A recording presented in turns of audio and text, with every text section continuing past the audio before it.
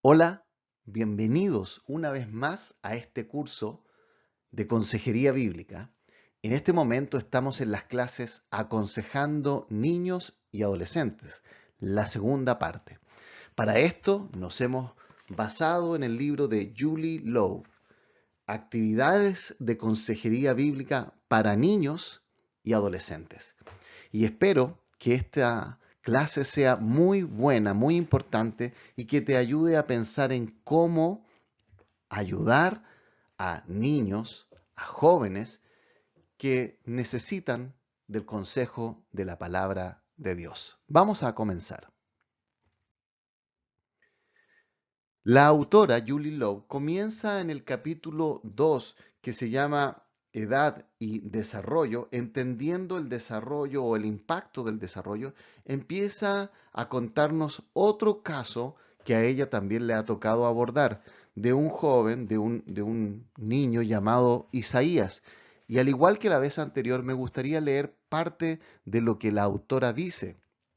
Ella dice, Isaías es un niño de 12 años que está luchando contra la ansiedad. Él es físicamente pequeño para su edad y si bien se ve emocional y espiritualmente maduro, él está luchando con esto. Él ha desarrollado una habilidad para leer las expresiones de las personas y percibir actitudes y potencialmente las críticas sobre él. Él también está luchando académicamente. Para él leer se hace difícil y eso ha impactado en su progreso en otras áreas del conocimiento. Debido a su tamaño pequeño, él es muchas veces dejado de lado y las personas lo miran por sobre el hombro. Él es sensible a esto y ha empezado a buscar formas de rechazar a los demás. Así comienza la autora a tratarnos el caso de Isaías. Y ahí podemos ver que un niño de 12 años ya está llevando algunas luchas por las cuales en muchas ocasiones, como el caso de él, necesitan consejería bíblica.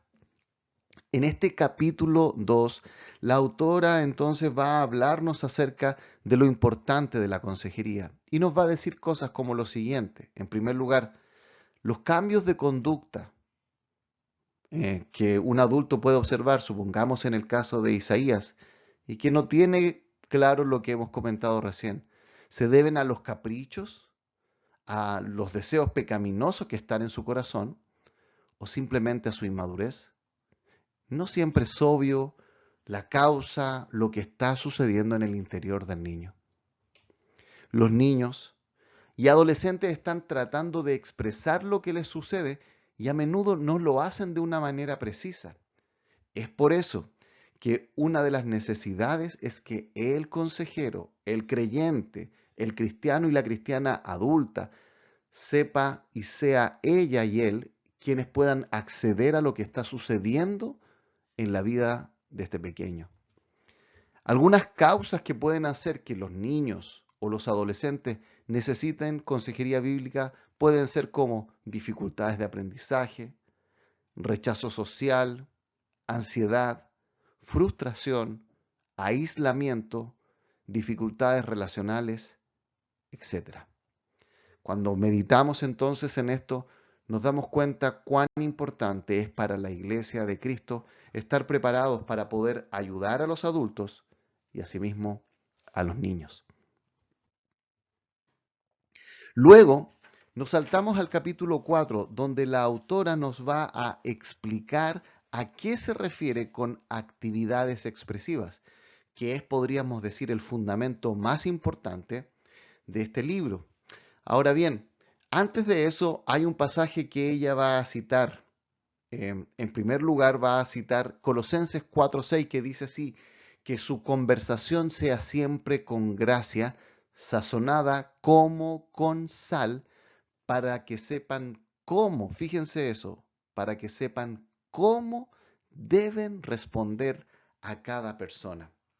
Es interesante que este versículo nos dice que debemos hacerlo con gracia y no se está refiriendo acá al contenido de la revelación de Dios, que es intransable, inmodificable, es la palabra de Dios inerrante, sino se refiere al cómo utilizarla. Y que el Señor nos ayude a tener gracia para poder hacerlo bien. Bien, una vez introducido este versículo, ella va a hacer la siguiente definición.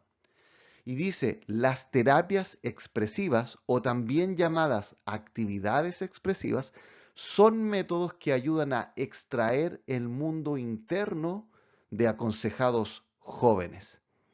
De tal manera que estas actividades están preparadas para poder llegar a esta edad que muchas veces ellos no entienden y no saben cómo sacar adelante lo que están viviendo. Y es de ahí, desde ese fondo, que vienen estas actividades expresivas. Los métodos expresivos, también va a decir la autora, son demostrativos, formas atractivas de saber qué sucede en el corazón y la mente del individuo. Y para explicar un poco más acerca de esto, la autora coloca un ejemplo que es parte de la historia de Estados Unidos y nos referimos a esta mujer que ahí aparece.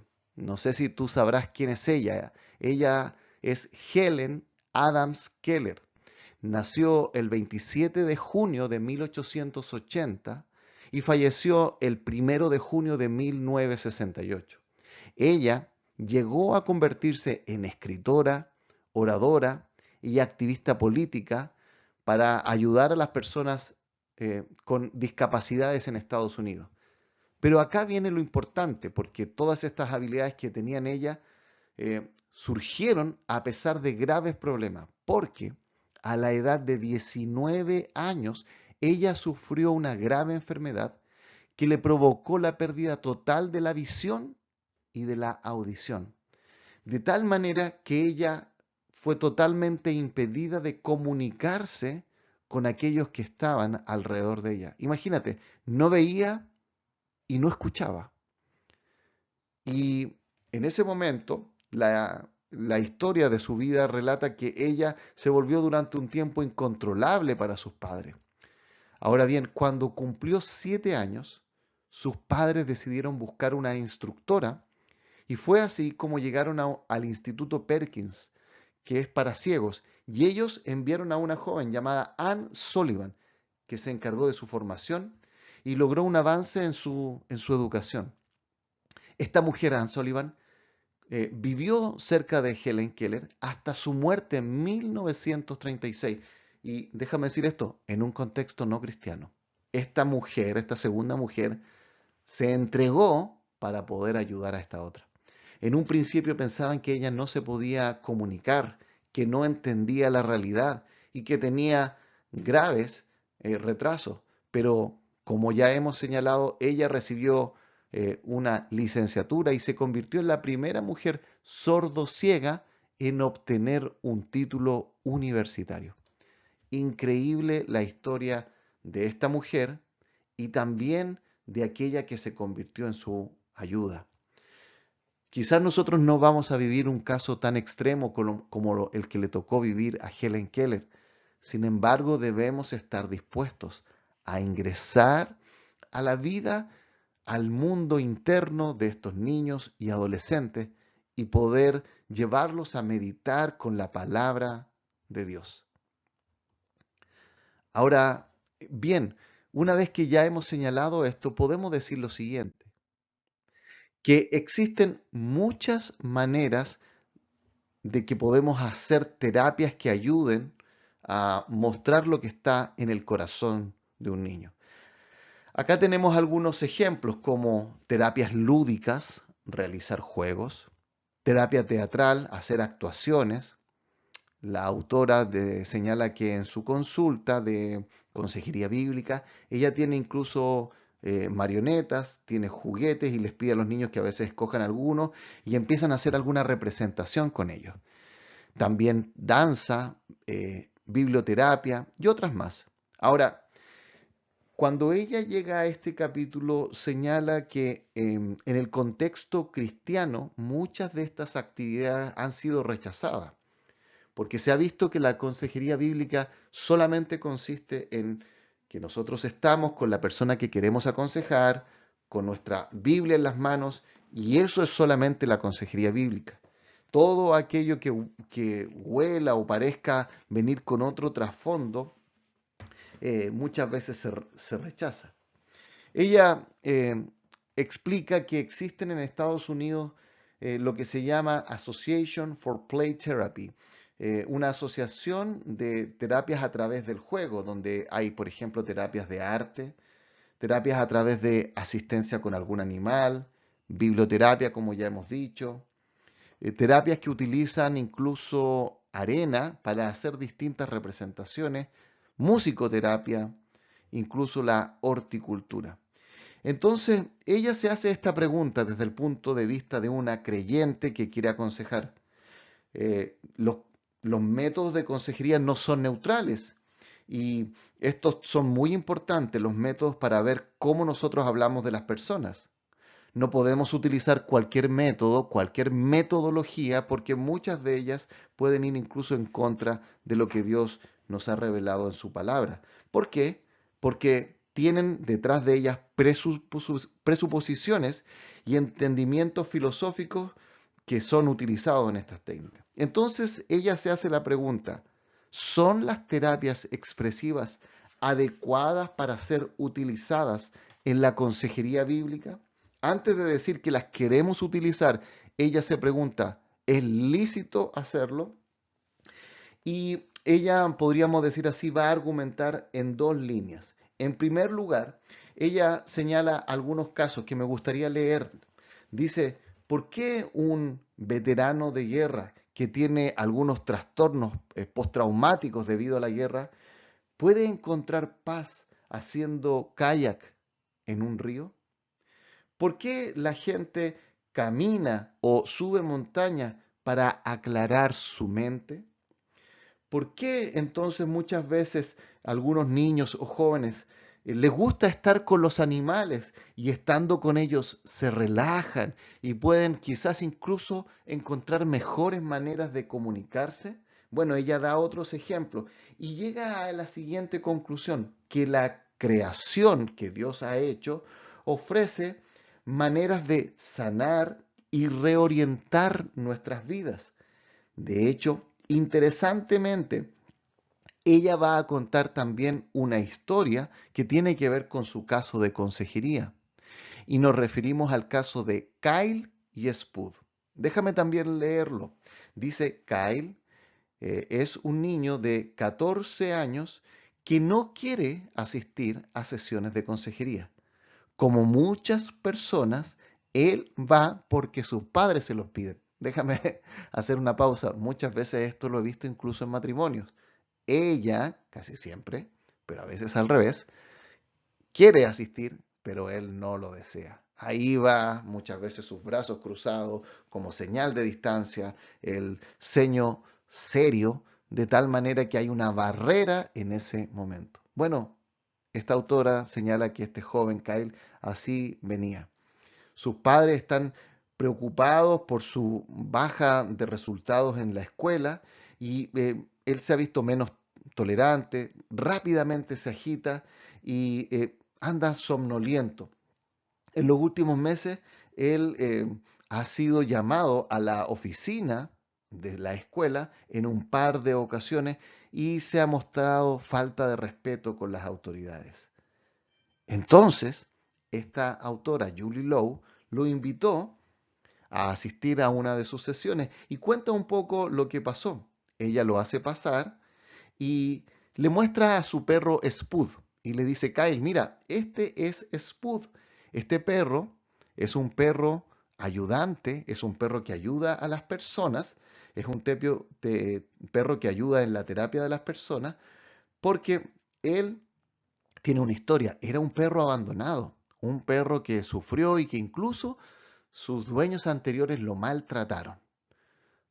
Cuando la autora le dice eso a Kyle, él se va donde Spud, le empieza a hacer cariño, empieza a conversar, podríamos decir, a través de él, y dice esta siguiente frase: él, la historia de Spud se parece a la mía. Esa frase fue el comienzo para una muy buena conversación donde él abre su mundo interno y explica lo que está pasando en su vida. De tal manera que volvemos a esta pregunta: ¿es lícito para un creyente ocupar terapias expresivas que muchas de ellas surgieron en un ambiente secular y utilizarlas en la consejería bíblica?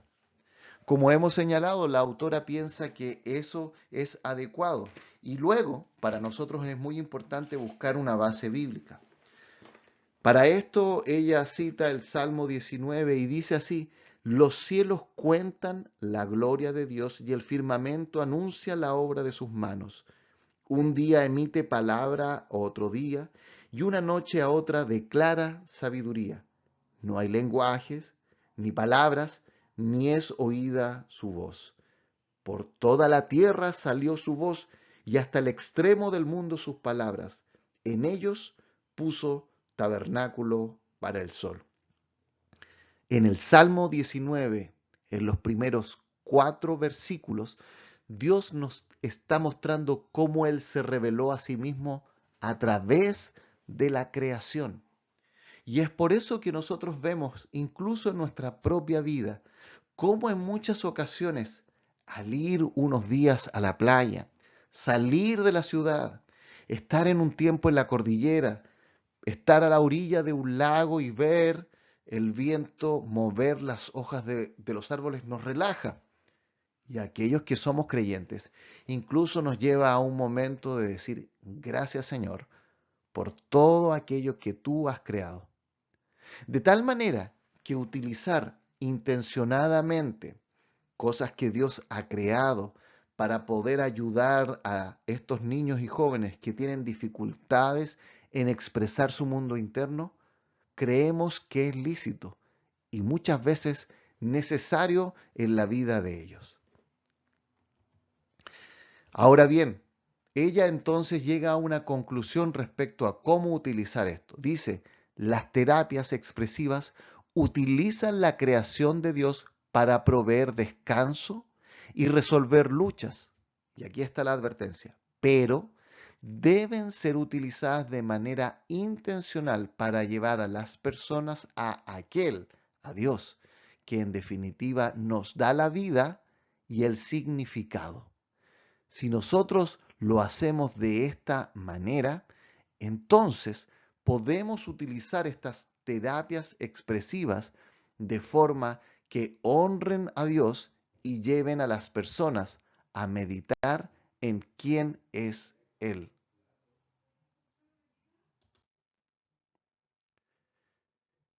Finalmente, veamos entonces cómo podemos utilizar estas terapias expresivas. Lo que debemos hacer es tener una sabiduría en el enfoque. No debemos centrarnos tanto en lo lúdico o en, podríamos decir, lo contento y relajado que se ve el niño, que perdamos el enfoque.